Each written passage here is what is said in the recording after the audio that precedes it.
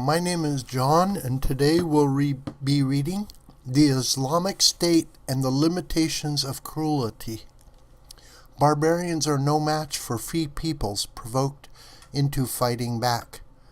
By Victor Davis Hanson, Washington Times, October 25, 2017. Victor Davis Hanson is a classicist and historian with the Hoover Institution at Stanford University. The Islamic State, ISIS, just lost its capital at Raqqa, and with it the last of the terrorist group's fantasies of establishing a Middle East Caliphate.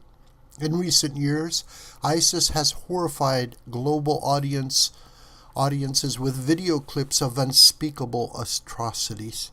What sort of human beings could behead, incinerate, drown, torture, and blow up innocent civilians, mock and record such horror, and then narrate their macabre videos for a world audience? How could such pre-modern psychopaths ever be defeated, given that in a matter of months ISIS had managed to overrun vast swaths of Iraq and Syria? The zealotry of the Islamic State in celebrating the unthinkable added to its cult of invincibility. Young would-be jihadists from the Western world flocked to the group's Middle East compounds, eager to engage in viciousness as if it were the latest video game. Dejected Middle Eastern armies seemed to have no answer for the medieval violence of ISIS. Impotent Western leaders either ignored or denied the group's homicidal appeal. Indeed, in 2014, pessimistic analysts were predicting that ISIS might soon carve out enough oil-rich parts of Iraq and Syria to spread its barbarism throughout the region. But recently, the entire Islamic State project began going up in smoke almost as abruptly as it was born.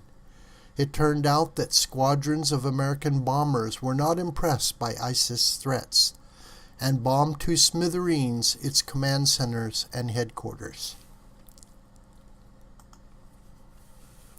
Secretary of Defense James Mattis relaxed the rules of U.S. engagement and made it a veritable open season on Islamic State jihadists, while American forces trained entire new cadres of anti-ISIS forces.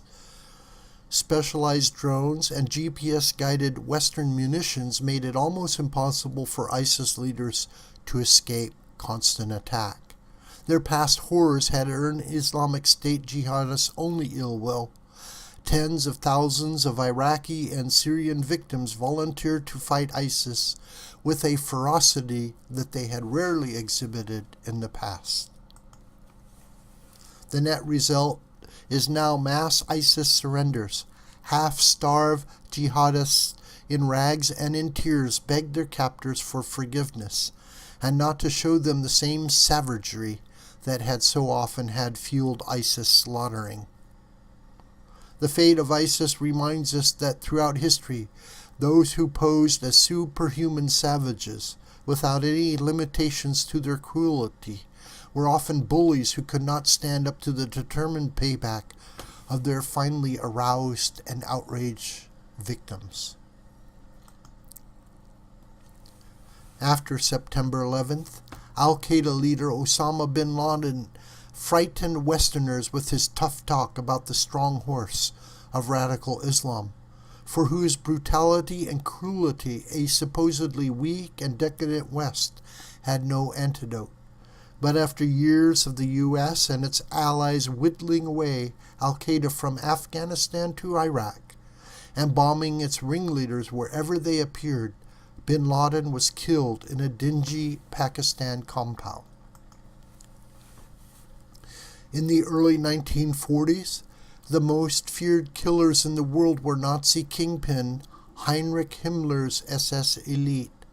The SS claimed they were the new racial supermen, overseeing extermination camps and spearheading the German army by executing prisoners and civilians alike. But by May 1945, With Berlin in ruins and Hitler dead, former killers were trying to hide their SS tattoos. Like Himmler himself, most SS commandos were cowardly, fearing that their victims might do to the SS what the SS had done to others. Before and during World War II, Japanese militarists slaughtered millions of civilians in China and butchered their way through the Pacific. They boasted that they would never surrender in World War II. Yet after the Allies had rooted out fanatical forces from their strongholds in the Pacific and bombed Japan into ruins, even the most die-hard fanatics meekly gave up. Civilization in peace becomes complacent. It understandably hopes that growing terror on the horizon will burn out on its own. During calm periods, prosperous and more liberal nations certainly do not want to send their youth across the world to fight those who claim that they would enjoy nothing more than dying while trying to kill those more successful and better off. But the true strength in arms is usually civilizational, not tribal. A modern state that lives by the rule of law and the consent of the governed, and is energized by free markets and a free people, can be a deadly force when finally provoked into rage.